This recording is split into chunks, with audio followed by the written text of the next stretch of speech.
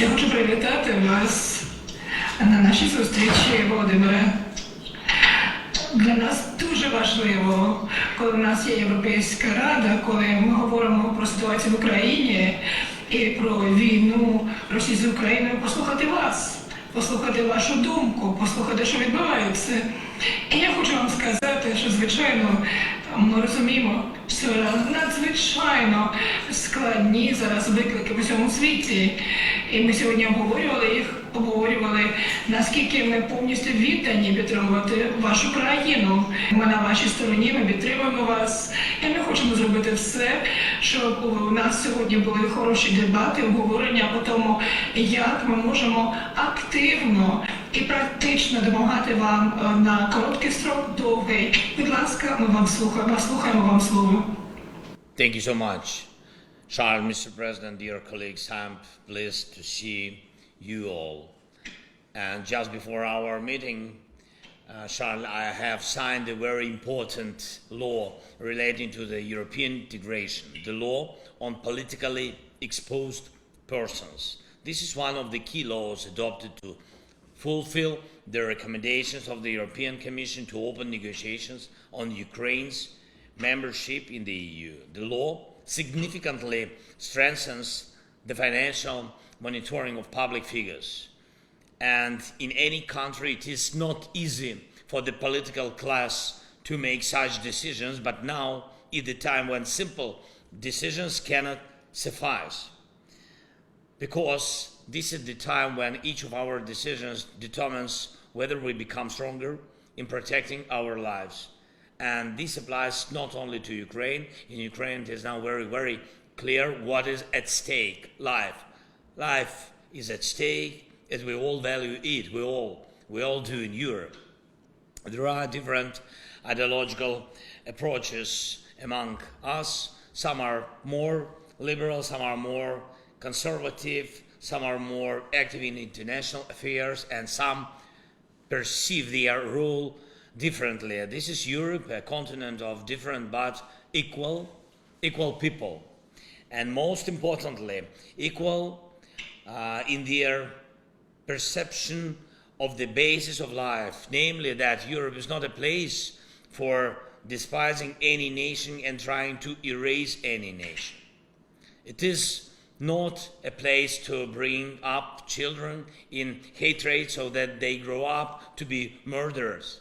We remember Europe's past, a past in which millions of human lives were destroyed precisely because there was a lack of unity, the kind of unity that exists now. It was the past when someone alone decided and unfortunately had the power to decide whether a nation had the right to exist. It is our historical responsibility to prevent the past from ever returning. We must remember that Russia is not fighting now to stay in our Mariupol or Crimea, but to be able to come to Tartu or Gdansk if the Kremlin wants it. Many of you lived through this past. Russia is trying to change the borders of Ukraine, not only to seize one or another of our regions, but also to change any borders that they do not like. And you saw this is in the past. And Russia's attempts to prevent Ukraine's accession to the EU or NATO are not just about our country. They are about much more, about being able to take away from the EU or NATO any nation that is already there without even asking the will of the nation, but deciding everything for them. This is what the Kremlin is used to. This war is about deciding what Europe should be like, and it is up to us to decide, not the Kremlin. Dear colleagues, Ukraine is doing everything possible to end this war as soon as possible with us, with our people, with our victory in defense and in building institutions in international affairs and in putting pressure on the aggressor. And I thank each of you who helps us fight. I thank you for each of the defense packages provided to our soldiers, for weapons and equipment, for shells, for air defense. Yesterday, our By the way, our soldiers shut down Russian combat drones that were moving toward the Khmelnytsky nuclear power plant. Again and again, we see what we are dealing with, the evil that can attack even nuclear power plants.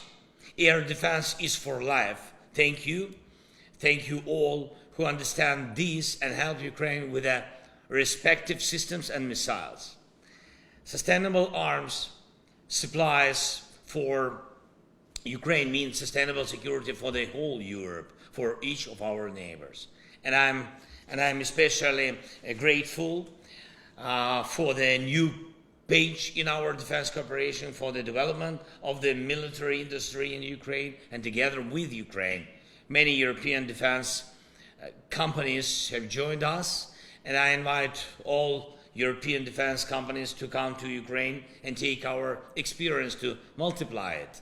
This is exactly the kind of cooperation that will make us all of us stronger for generations. And I'm grateful for the sanctions pressure on Russia. Each of the sanctions packages adopted, it's really needed. The key now is to ensure that all sanctions work to the fullest and that Russia cannot circumvent them. We see that this has become one of the Kremlin's top priorities, to manipulate sanctions and to neutralize them. So we should intensify our joint work against this, against all intermediaries that help Russia circumvent sanctions, particularly in Europe and other regions of the world. A new 12th package of EU sanctions is being discussed. We have to take into account the experience of all previous packages, and the power of the new EU sanction steps should be greater than the previous ones.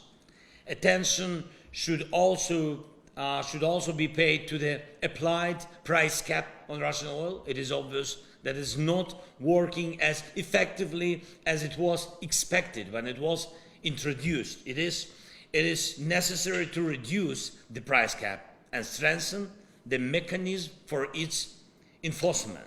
And I urge you to work on this together with our partners, with all of us, all our G7 and G20 partners. And I wanted to thank Belgium and other nations and leaders who are working to make Russia feel the cost of its brutal attacks. All the assets of the terrorist state and its associates in all available jurisdictions must be frozen and used to compensate for the damage caused by Russian terror. It is feared that the funds accumulated by the Russian regime for the sake of war should be used for peace. And it is an affirmation of the power of law to use such funds in the interests of the victims of Russia's violation of international law. And I am grateful for a very effective support instrument, long-term programs, including budget support among the EU countries. We already have decisions on such programs from Germany, Denmark, Sweden, Lithuania, and the European Commission. And outside also of the EU, I think Norway, Japan, Switzerland for their long-term steps. A long-term step is also being considered in the United States. And in confrontations such as the one unleashed by Russia, the winner is the one who provides a long-term strategy. Russia needs to see that its ambitions as an invader will endure less than our ability to defend our freedom. That is why every approved program of such long-term support for Ukraine is a clear signal to Russia that its aggression is in vain, and that no matter how many resources Putin spends in the war, he will not win. The Russian elite needs to see and feel this, so that it will be more difficult for the Russian dictator to maintain his position. So it is worth expanding this experience of ours long-term support programs. Each of these decisions is not easy, but each of them is a defense of freedom and our Europe, a secure Europe. And one more thing. I thank everyone who is making every effort to preserve unity. Unity with Ukraine, unity within the European Union, transatlantic unity. I would like to emphasize unity with regard to the situation in the Middle East. Charles said about it. And we must do everything to prevent an even larger international fire from breaking out in the Middle East. The enemies of freedom are very interested in bringing the free world to the second front. We must clearly see this scenario and counter it together, of course. And I thank all the leaders whose active diplomacy is already working to promote security. The sooner security prevails in the Middle East, the sooner we will restore security here in Europe.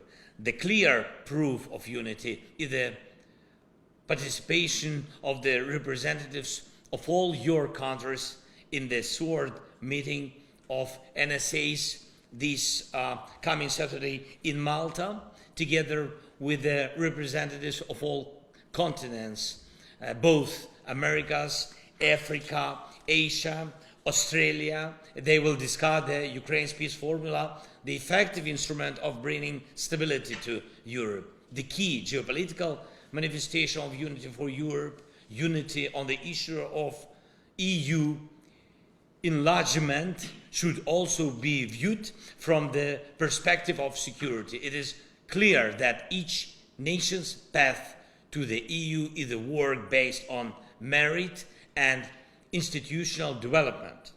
Ukraine is doing this work, and it is doing, I think, it is doing it well, even despite the full-scale war. We are not asking for exceptions to the general rules. Ukraine has practically implemented 7 recommendations of the European Commission, both the simpler solutions and the solutions that were difficult for politicians, and we are counting on your unity in response to the decision to start negotiations on Ukraine's accession to the European Union. This decision will be one of the strongest in the decade, and in many ways it will determine the entire future path of the European Union.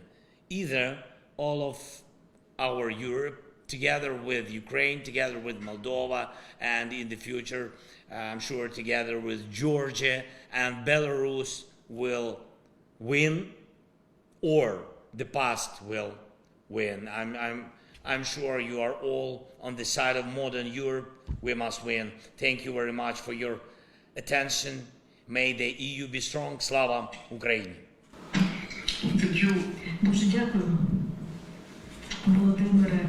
Для нас дуже важливо завжди вас почути. І тепер ми будемо дивитися сьогодні, як більше розвивати підтримку і робити більше для України. Я сподіваюся, дуже скоро вас побачимо тут. It was a pleasure. See you. Thank you.